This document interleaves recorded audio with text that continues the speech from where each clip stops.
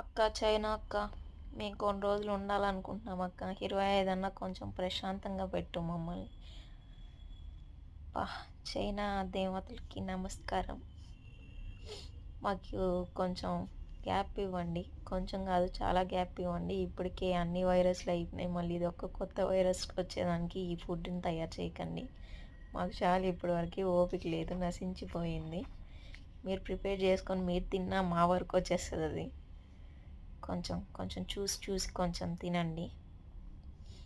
మరి చాలా ఘోరంగా ఉంది ఇదైతే, నేను అసలు చూడలేకపోతున్నాను. ఫ్రెండ్స్, ఇదేంటో మీకన్నా తెలుసా ఫ్రెండ్స్? అసలు నాకేం అర్థం కావట్లేదు ఫ్రెండ్స్ దీన్ని. మళ్ళీ ఈసారి వచ్చిందంటే లాక్డౌన్ 25లో కూడా మనం అంతే మళ్ళీ.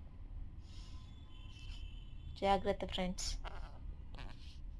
ప్లీజ్ చైనా సిస్టర్, మమ్మల్ని కొంచెం కాపాడండి.